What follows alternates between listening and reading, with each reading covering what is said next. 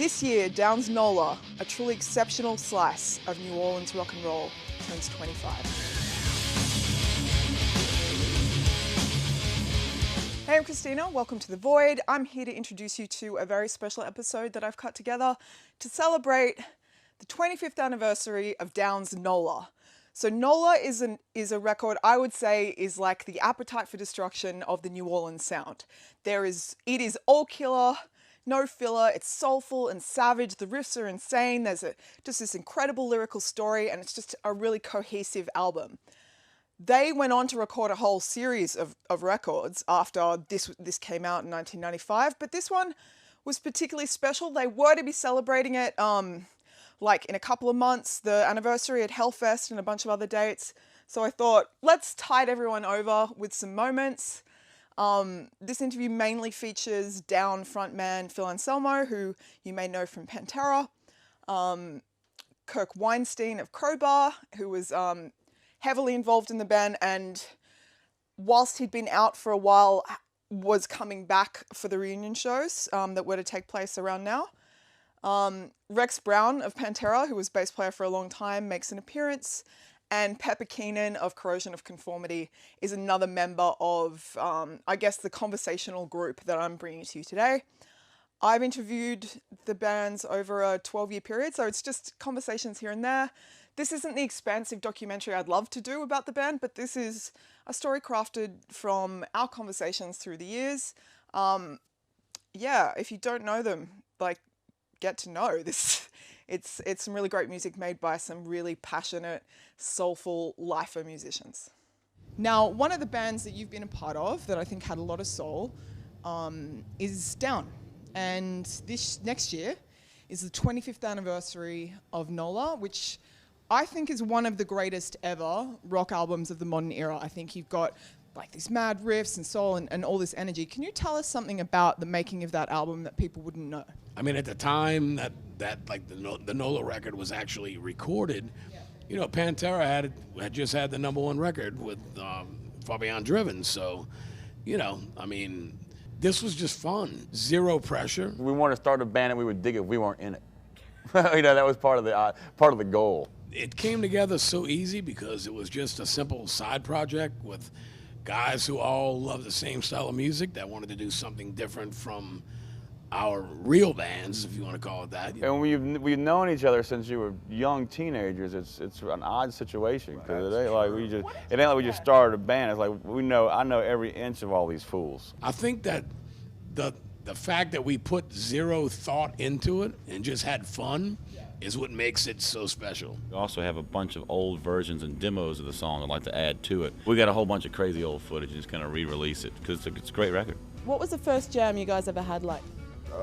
It was so productive that we wrote 3 songs and we did the demo right on the spot. And, you know, working, like a lot of people have a preconceived notion about Phil that is totally wrong, that he comes across as though he'd be, he's got to be in charge and all this kind of shit. And it couldn't be any more opposite, honestly. He's very easy to work with.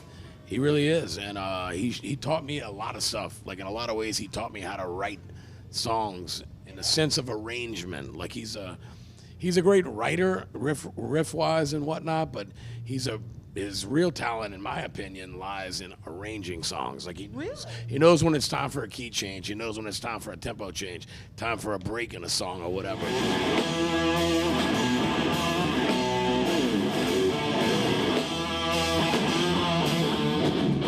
It definitely turned out to be a unique thing. Instantly, yeah. And we would take the demo. This is an old story, but I took that demo and I played it for motherfuckers around the world. I remember right after we cut the demo, I flew and met with Pantera. We were opening for Black Sabbath and Iron Maiden. It was that big festival in Italy, and Testament was playing. Maybe it's a different, whatever. Testament was playing, and me and Chuck Billy went on the bus, and we got super stoned, and I was like, dude, check this out. And it blew his fucking head off, and it did that to people globally once again. And To hear something fresh and On you now. I had a demo also, and I would let people dub it and stuff. Back in the day, you dub cassettes, and everybody would be like, you got a new band. And I met a couple of kids in Europe, and I dubbed it. He didn't tell him who I didn't tell them we were in it. I just said, man, it's this killer band called Down. You're not going to believe this shit. And everybody like, wow. And then COC played in Sweden, and a freaking kid came up with a homemade Down shirt. Oh, yeah. And he asked me if I'd heard this band called Down. I was like, no, man, let's check it out. And I could barely hear it. It had been dubbed like 50 times. It was inaudible. He's like, man, isn't it great? I was like, yeah, that's killer. I was like, who are they? You know, nobody knew anything. so it's born sort of organically, and that's And why that it'll grow on gave forever. us an idea of how is. underground and how well real music could travel. It got across the Atlantic, you know, and it was really And it cool. lays down roots underground, and you can't break them. You said a great word, organic, very, very organic, which is, I mean, come on, like you said the whole sentence the best, man. It was organic, so it will grow. It's all about the thump. That's where it comes from. It's just basically, you know, when you get into that rhythm that you just can't stop riffing on, that's called the fucking power groove, you know? That's what it is, the thump. And this, we've kind of developed here lately, the bounce. Yes. Or the thump.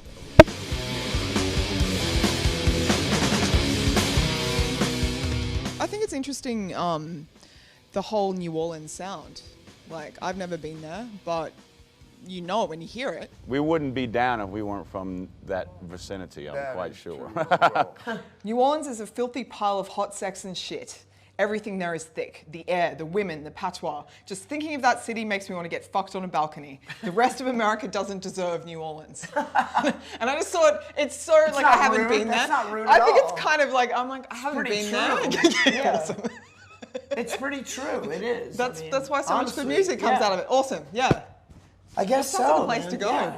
It's Yeah. like a whole different weird. You know, every city has different sounds. You know, like there was obviously Seattle, and then there's whatever, but New Orleans has its own thing. You can't pigeonhole a band like Down into just this southern rock type thing. Once again, we really can't help it from, we're from the South. There's a lot to be said for the environment that bands and artists come from. And, bands that were from New York or Manchester or Jamaica or, Seattle. You can't help but absorb. Yeah, you just kind of an extension of your environment. We were from the middle of the desert. All of the New Orleans bands have, like, we always joke about it, we all have similar, like, every band sounds like themselves and it's totally different, but we all have something that somehow, in its purest form, really Black Sabbath worship is what it is. honestly, we did. We said, instead of trying to, play thrash or play fast, play technical stuff and all, why don't we simple it down, and make it more doomy and dark sounding, Sabbath, meets Melvins, meets Carnivore, whatever it might be. And that was kind of, it was like, I always give Jimmy a shout out because it was really he and I together that kind of started. We said, we're going to do something totally fucking different than what all the other bands are doing in our area. It's like I used to always say in the beginning of the whole NOLA thing, everybody started doing side projects, it's never been competition between, like the LA bands and all at the time where, they all hated each other and it was all a competition and fuck you, fuck this, whatever. Because they couldn't play. But we were all like trying to help one another out. Why do you think Pantera became so huge and everyone else didn't get as huge? Pantera was like a breath of fresh air in a sense. Like, to me, many people say it, and it's true. They're like the metal, the Texas metal version of Van Halen.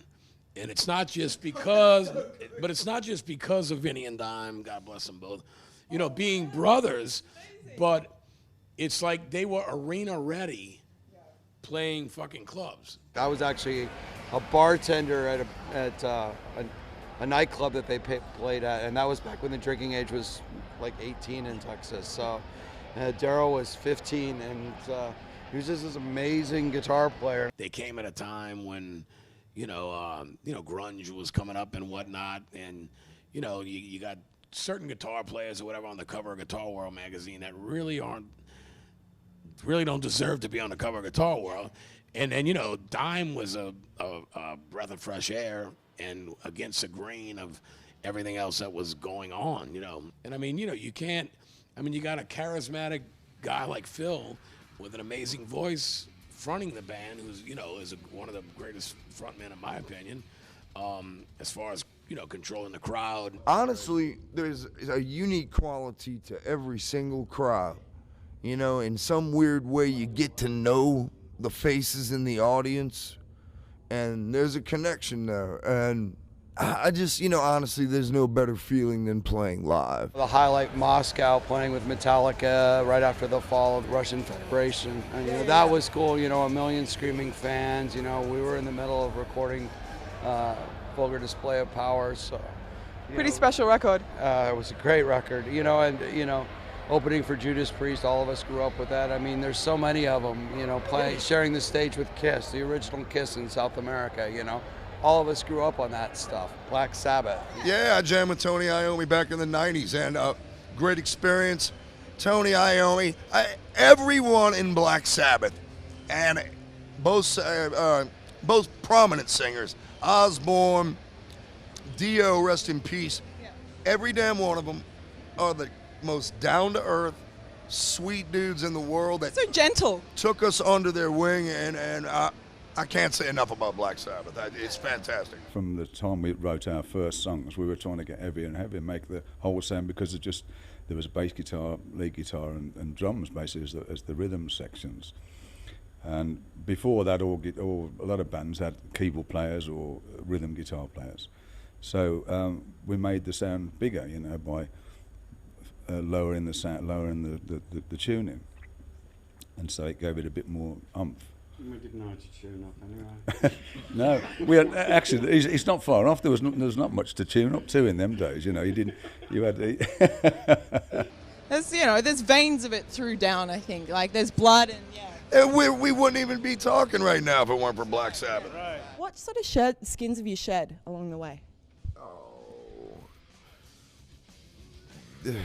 You shed the skin of childhood, puberty, the ignorance of having the strongest body that you've ever had in your 20s, and not knowing what you had in your 20s, and you know, we've been blessed, honestly, to be the bulletproof in bands. mentality where you think you could just do anything.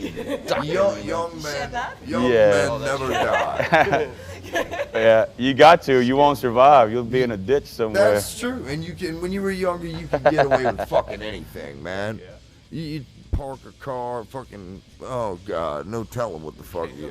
Yeah, I can't. It's still kind of wild, I guess.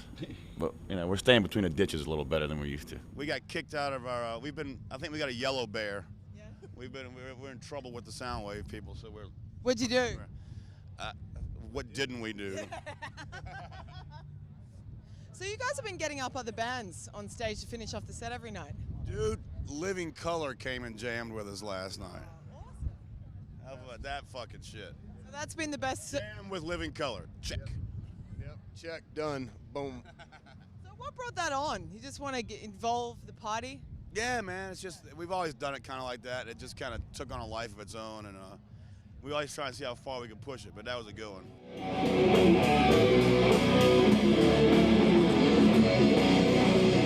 What's your history with Pepper Keenan? And how do you kind of see each other as players? How do you think you're like different and what do you share? As far as, you know, playing wise, Pepper and I could not be any more polar opposite. Really? But that's what works well. He's a lot more raw than I am. Although I'm self-taught, I'm a lot more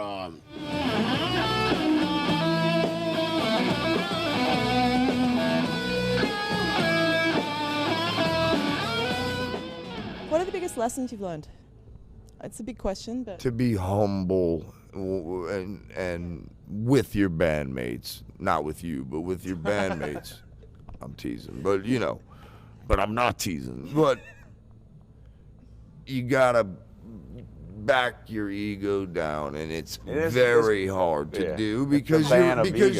you're emotional. Every damn one of us is like so passionate about what we do, but there has to come a time where you say, all right, let's hear it out, let's work it out, and that's the hardest part, the most trying part between individuals, people. Me and Pepper. No. A band So like he's this, changed a bit, Rex? we got a lot of That's egos young- in this thing. Rex changed a bit? Rex is a cool head. He's changed? Yeah. He's stuck Rex in the is middle. very cool. No, Well, he's, yeah. he does. He's, yeah. What's your, yeah. Any regrets? Any regrets? No way. You listen to the lyrics and bury me in smoke, and then answer yourself that question. Matter of fact, it's the chorus.